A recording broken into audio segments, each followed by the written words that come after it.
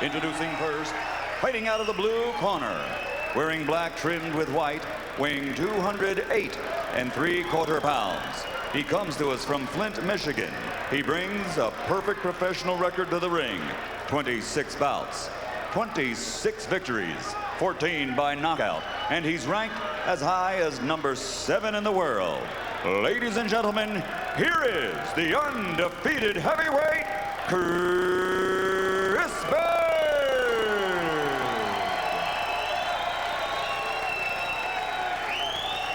And his opponent across the ring, fighting out of the red corner, wearing black, trimmed with white, weighing 244 1/2 pounds.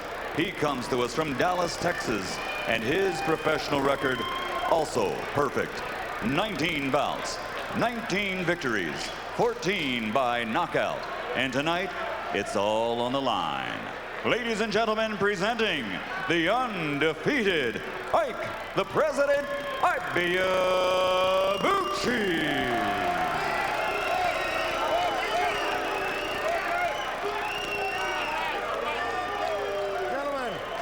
Okay, I'll give you instructions in the locker room. Is there anything in the blue corner? Anything you want to add? No. Anything in the red corner? Anything you want to say? No. Okay, now listen. This is a 10-round fight. Okay? Listen for my commands. Good luck to both of you. God bless. Let's go to work, gentlemen. Power is a big thing in any sport, but you have to be able to plug it in. Can Ibeabuchi plug his power into the elusive Byrd? And Roy, you spoke a lot in the last fight about the difficulties Cole created himself by adding so much weight to become a heavyweight. Chris Byrd fought at 165 in the Olympics and made a calculated business decision to become a heavyweight. So he's packed on a lot of weight, but he hasn't overdone it. He fights at 208 3/4. So he's done it to perfection. He did it just right. He didn't put on too much. He didn't do it too quick, and he did it at the beginning of his professional career. Is he the kind of heavyweight you would have been if you had decided to become a heavyweight? I would have tried to be. I don't even think I can gain that much weight. I don't think so either. Ibeabuchi reaching and trying to find the way to land his jab. To make matters even more difficult against Byrd, in addition to the hunt and peck style and the difficulty of finding him in there, he's a southpaw too.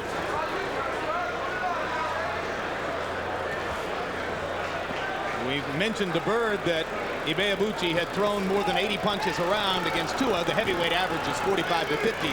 And Byrd's eyes lit up. He said, I hope he tries to do that against me.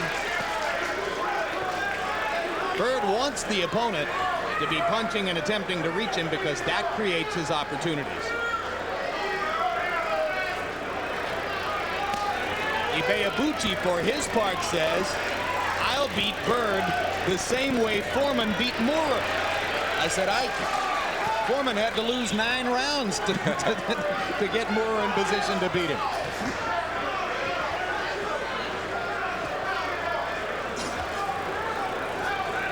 Ibeabuchi trying to stay under control. Don't get wild to give anything to Byrd to counter. So it's a very tactical fight right here. Tell you what, you'll find out how much patience Ibeabuchi has, because he'll have to be very patient here. And Ibeabuchi so far has shown more patience than his critics might have thought he would. Now he rushes forward and starts swinging to try to get at Byrd after Byrd landed a couple of shots to the body. He's got to punish him when he gets into those close situations. Byrd ducking, slipping, going back outside to find his stance. Ibeabuchi collecting himself.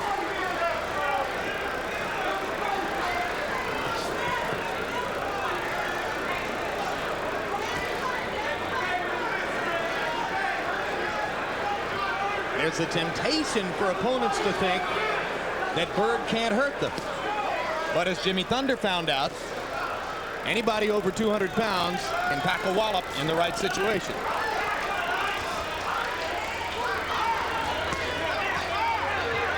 What he should be doing there is hitting him on the arms, hitting him any place he can get to him. Very good point, Larry. He should wear the arms down.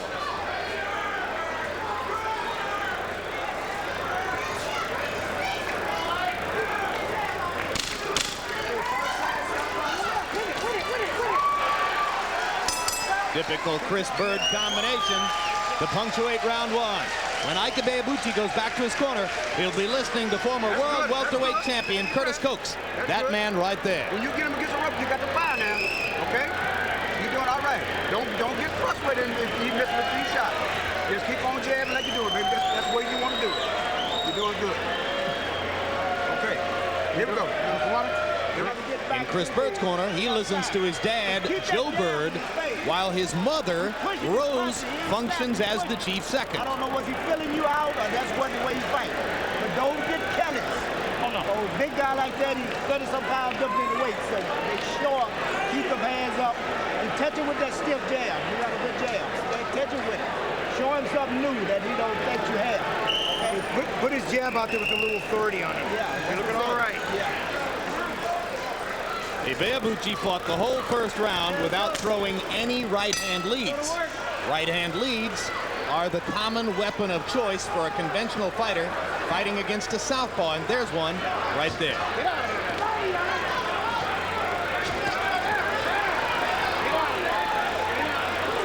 He ought to be roughing him up right in here.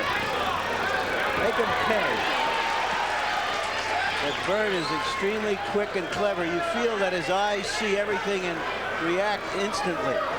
Well, Byrd grew up training. The story's been told many times in an indoor, downstairs, 12 by 12 foot basement gym in his home in Flint, Michigan. And it's there that he learned the style of standing against the ropes, tempting the opponent in, and then making the opponent miss. Byrd is a defensive fighter who's comfortable against the ropes. It's kind of a constant rope-a-dope. Ibeabuchi lands a left, gets Byrd back to the ropes, just misses with a right. Ibeabuchi's hand speed for a big man may be a new experience for Byrd. I think it is. That's the first time I can recall a big guy hitting Byrd within the first 2 rounds. And landing a hard body shot. When you got a guy who's elusive in the head, as Byrd is, then one textbook move is to go to the body, and Ibeabuchi has shown some of that in the first couple of rounds. Pounds Byrd back with a right to the chest. Just misses with a left.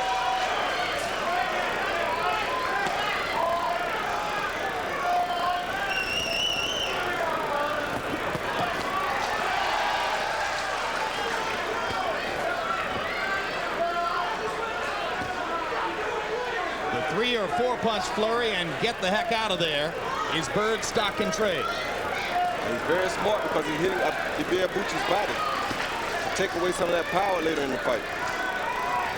Those punches couldn't take away the power from a mouse. Ibeabuchi starting to tee off and swing wildly, but now the right-hand lead lands for him. I don't know, Larry. Go in there and get hit with one of them and see if you still think that way. It looks like pretty good punches to me. Swinging and missing. Common experience against Chris Byrd. Byrd taunting Ibeabuchi with his eyes.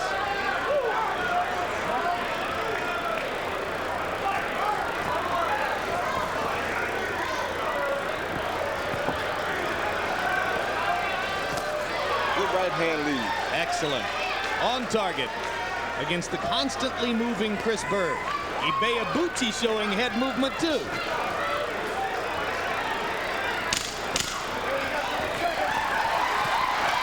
Hard right hand lands for Ibeabuchi and punctuates round 2.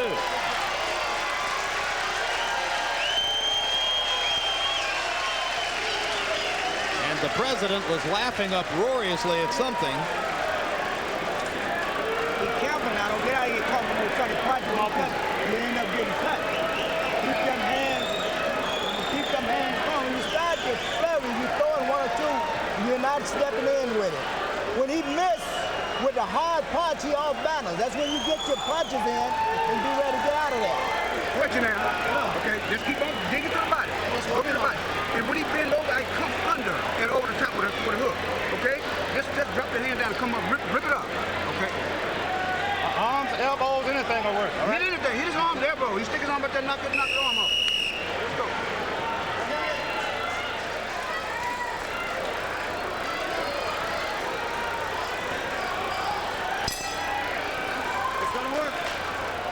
Chris Byrd dancing from side to side as he gets ready to come out. And you heard Curtis Coates telling Ibeabuchi, I don't care if you hit him in the arms, the shoulders, hit him anywhere you can. Good advice.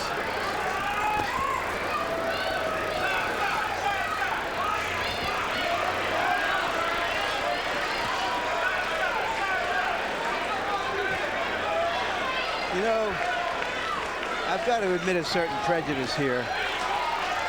There are times when I watch Byrd, if I was a referee, I'd want to take a point away from him for non-performance.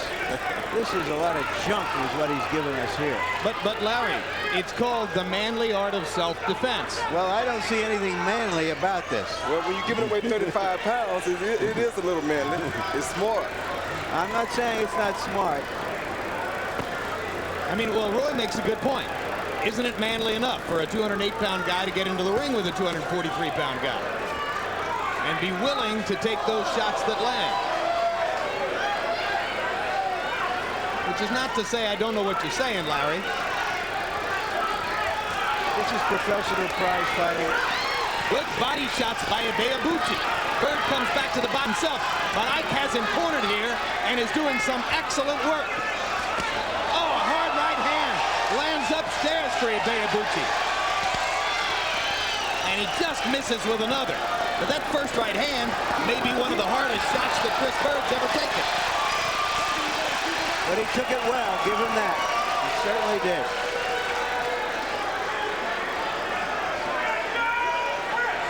What do you think, Roy? I don't know. It's very different for Chris Byrd. We'll find out tonight what he's really made of. He's never had to take these type of punches this early in a heavyweight fight.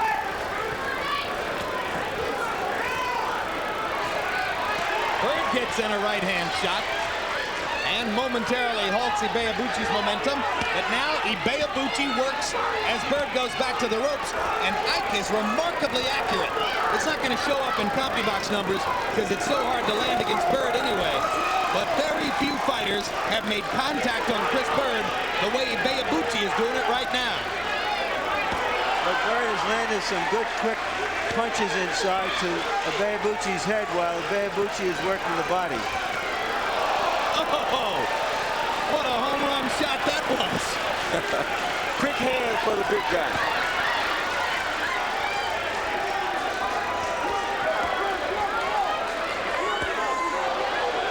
Good left hook, Ibeabuchi.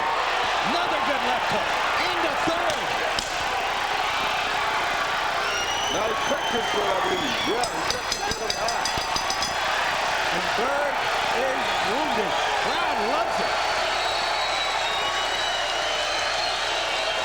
Mr. President.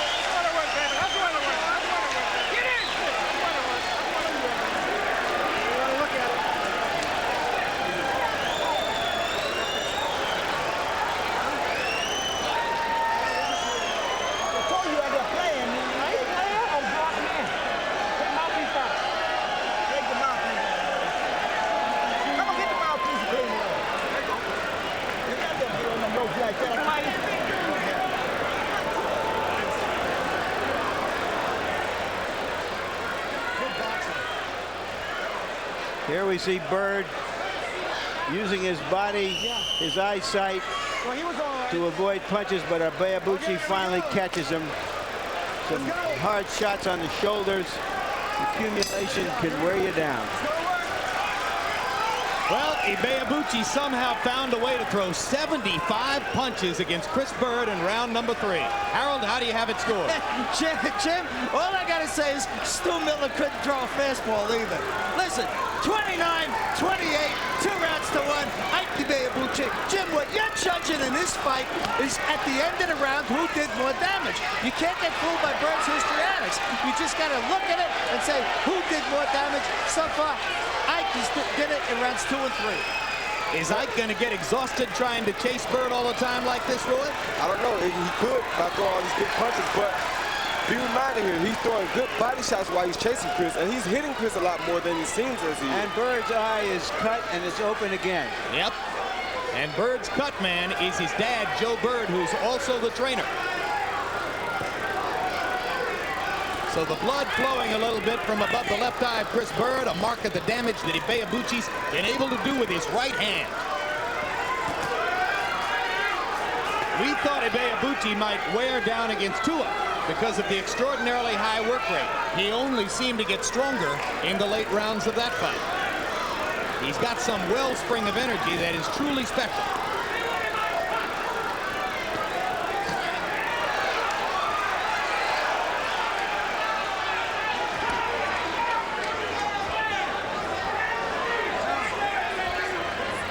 Teddy Atlas joins us at ringside. He's as familiar with his post as he is with his post in the corner with his fighter. Welcome aboard, Teddy. Thank you, guys. Interesting fight here. Ibeabuchi fighting a nice disciplined fight against Byrd. Is that the way you have to fight him? Yeah, you sure do. I mean, Byrd's the kind of guy that you have to be disciplined with. He's real slick. He moves his head. He wants you to do things that... Would you let Kirk Johnson fight this Byrd? I don't know. If you didn't have to? Not if I didn't have to. I mean, this is a guy that, you know, he acts like he's a lightweight or a middleweight in a heavyweight's body. He's real slick. You think he was Roy Jones Jr. up there. How'd you feel about your first tour of duty with Kirk Johnson tonight, Teddy? Okay. I mean, Kirk is a young kid. He's got to learn to be consistent with his ability. He has ability, but you don't get up there and people don't hand things to you just because you have ability. You have to be disciplined. You have to use that ability within a certain vehicle, and you have to be consistent with it. He's going to learn that. You surprised at how often Ibeabuchi is finding Byrd here? Yeah, well, not really. He's steady. You know, you need to be steady against Byrd. You have to be a guy who's not going to be BS, and you got to go to the body a lot because he wants you to go to the head. You got to go the opposite of what he wants. And Ibeabuchi goes to the body with a right and the left to punctuate round number 4. One more question as they work in the corners here. What do you anticipate next for Kirk Johnson? He's there's a group of young guys. There's a group of young lions that and he stayed in the group tonight. He's in the group, you know, and it's just a matter of which one he'll pair up with. I'm sure we'll be offered something with one of those group guys, and one of those guys will step forward. They're all on the same road. It's just a matter of who gets forward a little faster, and you know how far you got to go. It's not that much further. A couple of fights, and one of these guys in that group is going to get off with some kind of title fight. Teddy, you think that cut will pose a problem for Byrd as the fight progresses? It looks like it's not bleeding. I mean, it looks clean, so it only causes a problem if it bleeds. It looks like they're doing a good job with it. It looks like he's not a bleeder. Some guys are bleeders. He don't look like he's a bleeder. All right, Teddy, thanks very much for joining us. Pleasure Congratulations again on the Kirk Johnson victory. Thank you very much. Best of luck down the road. Teddy Atlas hitting his first shot tonight as trainer for Kirk Johnson and coming out with a big victory over Al Ice Cole. In round 4, Ibeabuchi's punch output dropped to 52, but he still landed 16 of them. Byrd 16 of 48. That might have been a tough round to score. Now we go to the 5th.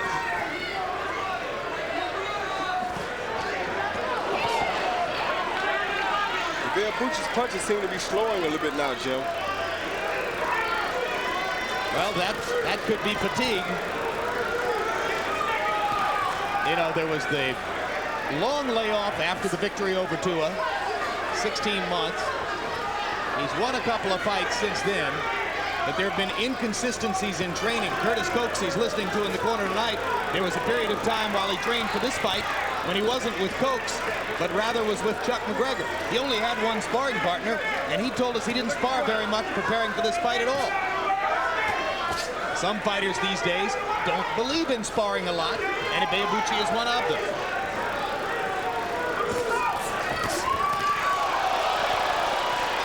And right hand shot by Ibeabuchi in retaliation in the middle of the ring.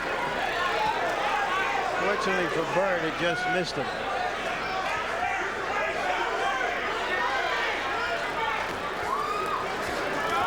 Don't be pushing on him now. Okay, here we go. Let's go to work.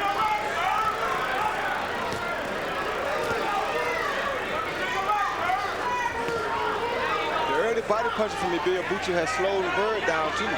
Byrd is not as nearly as elusive as he normally is in a fight like this. You know, we were talking about the cut before, The importance of a cut in a fight like this, which can be very difficult to score, is that it shows graphically to the judges that one guy has been hurt with something. Oh, what a left hand! Byrd in serious trouble. Ibeabuchi with a monster left hook. Followed it up to the right, and Byrd for the second time in his career goes down. Trying to argue with the referee, Ron Rawl, about whether it was a knockdown, but come on, Chris, you got busted. Oh, boy. He's out of here. He's hurting very bad. He doesn't even know where he is right now. He can't even keep his balance. He's hurt bad. He's hurt bad. Round ticking down, 15 seconds left. He might make it out of the round. Here comes Ibeabuchi. He'll never make it out of this round, Joe. Hard left hook. Oh, they can stop it. They can stop it right now. What is Byrd hollering Ron Rawl for? stops it. Ron Rawl stops it. Ike Ibeabuchi has knocked Chris Byrd out. A sensational victory for Ibeabuchi. And shame on Chris Byrd. He was arguing with the referee from the moment he got knocked down. He claimed it wasn't a knockdown. It was a knockdown, and he never stopped pitching instead of fighting and protecting himself. I think Ibeabuchi, Roy, just knocked him silly. He knocked him silly. Chris Byrd is really not aware of what went on. It's not that he's ignorant. He's not aware of what really was going on. He's not senseless right now. He doesn't have an idea of what's going on in his mind right now. He's still kind of senseless. That left hook was as big a single punch blow as we've seen in a while in the heavyweight division. Yes, it was. Well, Chris Byrd told us that he gets offended when he gets hit by a big punch. He must be very, very offended at the moment. Ike Ibeabuchi closed the show, landing 19 of 36 power shots in that round. And what a spectacular job Ibeabuchi does in knocking out a man who was regarded as knockout proof. Here's the first knockdown, Roy. Here's the first knockdown, and check out this left hook. Here's the right. Was it the right or the left? Well, the left set it up. The right was just as flush. Here's another look from a different angle. Boom. Oh, yes, it was the left uppercut. Yeah, oh, the left uppercut. From that point on, Byrd was gone. Yeah, Byrd was really out of it right there. He was totally done. Yep, I called it a left hook. With that angle, you can call it an uppercut. It was spectacular. Man. That's what Oscar De La Hoya used to do to smaller opponents. One shot like that, and they were out of there. Yeah, that's the thing. That's the big danger about fighting these big heavyweights. When you come up against one that can hit you with the big punch, are you going to be able to take it? That's where that 35-pound difference makes a difference. And at that point, Ron Rawl elected to stop the fight and prevent any further punishment for Byrd. The round had ended, but under those circumstances, I won't argue with that stoppage. Ibeabuchi earned his knockout of Byrd. Neither would I. I wouldn't have argued if he stopped it after the second knockdown.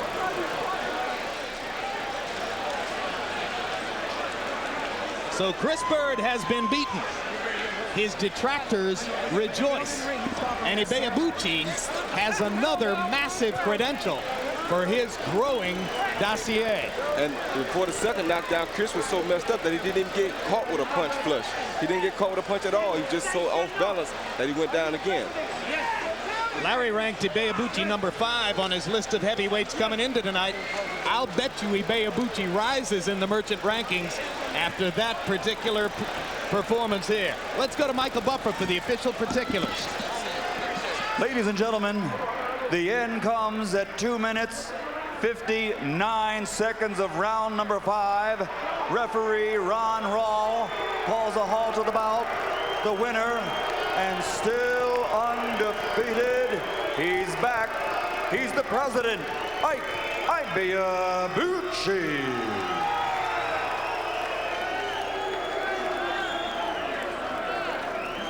A round of applause, please, for Chris Byrd. Let's give him a hand.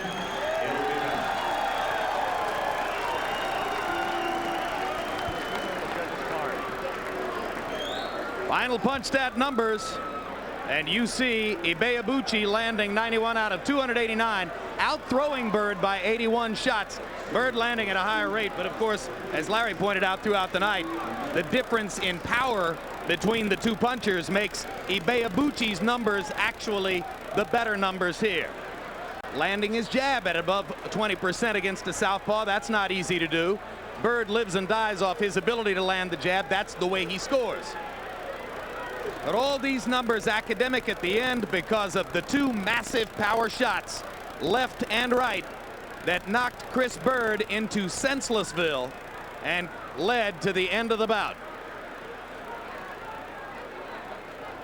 All right, thank you very much. And now let's go up to Larry Merchant, who's standing by in the ring with the winner. Thanks, Jim. Congratulations, Ike. What was the plan here? You seemed extremely patient, not just tearing after him the way we saw you, for example, against David Tua. Well, Chris Byrd is an elusive fighter, and that's why a lot of people don't want to fight him. First of all, I got to thank my God. He hasn't left me still. My God is still with me. I give all praises to my Father in heaven. Okay, Chris Byrd, you know, most people don't want to fight him, and I see the reason why. Why would you saw the reasons why, but why would you jeopardize your career? Were you in a place where you felt you just had to take a tough fight like this? Well, David Tua was undefeated, 27-0 with 23 knockouts when I fought him. He was one of the best in the young heavyweights when I fought him. So is Chris, and he still is. But the fact is, the people, the judges, the commentators like you, needs this type of fight to make accurate and sincere judgment who the best young heavyweight is. All right, let's take a look at what happened in this last knockout round. Were you getting closer to him on the ring, on the ropes? Actually, I can't really. I was just in a rage of. You see the uppercut? The uppercut, Curtis and I worked. That was Curtis' style. I must give credit to Curtis once more. Curtis Koch's your trainer. Exactly. Curtis gave me that style in the gym. He said, since he's a southpaw, I need to come with a body shot, then uppercut left. You know, it's so awkward, like he is fighting too. So you can see that's not a regular combination from an orthodox fighter. And then like you knew how hurt he was, and you wanted to finish him. I like to finish my guys off when I get them hurt. Just don't show me that you're hurt. If you're hurt, I will go out there to finish it, especially Chris Byrd. He has shown a tremendous skill, and you know, it's difficult to, if not the referee. I commend the referee for stopping the fight, because... Was this as much discipline and self-control as you ever had to exhibit in a fight because of his style? Well, you can see Chris Byrd comes. I mean, Chris Byrd is so awkward. I mean, you just have to He's like a bird flying all over the ring. You have to chase him around. And I wasn't able to catch him most of the time, but... How frustrating was it for you? Were you able... I must confess, I was a little bit frustrated, but my trainers who are in my corner told me to keep fast and, you know, go to the body. I will see, yeah, I will get him as soon as I get him closer to the rope, and it happened. What does this fight mean to you, having experienced all of the emotional difficulties you have had since the Tua fight? True. But I thank God I was able to bounce back. That's what makes it a man. And with what happened last week with Holyfield and Lennox Lewis, I think this could put a stop to the judgment. So you are going to be the judge and the jury, as well as the authorities here in ending your fights. Well, it's clear. It's not like unanimous. It's a knockout. So, and Chris Byrd, nobody want to fight him. Who would you like to fight next? Well, I'm ready. I'm ready for the belt. I'm now ready for the heavyweight championship of the world. It's time to give the young guys time to unify. I mean, if these guys, you know, can do it, we could. Thank you very, very much. And again, congratulations. Jim? All right, thanks, Larry. For the record, let's state that the second knockdown appeared to be a slip. No matter, Byrd was in no condition to continue in the fight. Roy, the heavyweights that Larry ranked ahead of Ibeabuchi at the beginning of the evening were Lewis, Grant, Tua, and Holyfield. with all due respect to Evander, this guy's too young and strong. He would blow him away. Is he ready now to fight a Grant or a Lewis? Well, I got to step back a little bit. I don't think nobody would blow Evander Holyfield away. That's so my I can't sit there and agree with that now. All right. You don't have to. On the other hand, I don't know how he would do with Lennox Lewis. I don't know if he'd even beat Evander. You never know about a fighter until you see two fighters in the ring going at it. We can't sit outside and say who would win until it happens. So, well, okay, in terms of style, would his style stand him in good stead against bigger guys, Lewis and Grant? Yeah, it would stand him in very good stance against both of those guys, mainly because he's a good inside and outside fighter. Most of Lennox Lewis's fights, he seemed to do better on the outside. So if Ibeabuchi can get inside, he would definitely pose a big problem for Lennox Lewis. However, Evander Holyfield fights almost the same style as Ike Ibeabuchi. So that's right. That would make that a much more difficult and a much more interesting fight to see who would be the winner. So I can't say he would beat Evander. Well, you make a good point. Evander would get chances against this guy because Ibeabuchi would punch and give him the chances. Here's a guy who had a chance and got knocked out. Let's go to Chris Byrd with Larry Merchant. Thank you again, Jim. Chris, when you absorbed that massive punch on the ropes and you went down flat on your face, you seemed very hurt, but when you got up, you seemed to almost immediately start debating it with the referee. What was going on? First, I'd like to give thanks and praise to my Lord and Savior, Jesus Christ. I don't know. I just got caught with a punch, got caught up into his fight more, him coming, me slipping, and I just get caught with a punch. I got hit with... Let's take a look at it right here. Woo! That hurts just watching it again. Yeah, getting hit. I'm used to getting hit by my brother Joe and sparring, the same type of punches, but this guy is a lot bigger. And taking it, I go down, and I get up, and hey, it goes on. Life goes on. Like I said, I'll be back. For a big, you said before the fight, this was the best professional fighter you had ever faced, and what you had seen of him.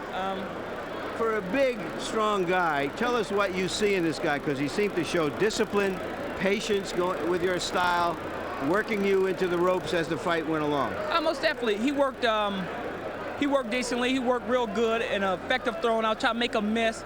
And like my father was telling me, stay off the ropes. But I'm turning the knucklehead, get on the ropes, and get caught on the ropes. You know, you win some, you lose some. And well, you haven't lost many, but I really want your assessment of this fellow, who a lot of people out there really don't know about, except us in the boxing game.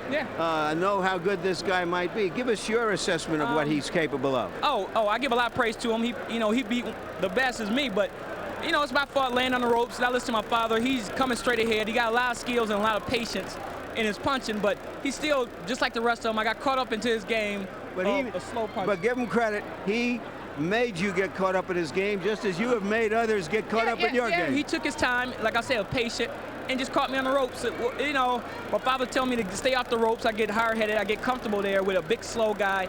And as I'm slipping and doing... He ain't as big and slow as some of the guys you fought. Thank you a lot, Chris. Appreciate it very much. Just as final word, there might be a lot of people out there with formulas on how to, if you will, pardon the expression, fix boxing after last week. But what fixed boxing is an enthusiastic crowd that we had here tonight, two bristling good fights, and the emergence of one Ike Ibeabuchi as a significant force in the heavyweight division. Boxing for this night is fixed in the best way possible. Jim? All right.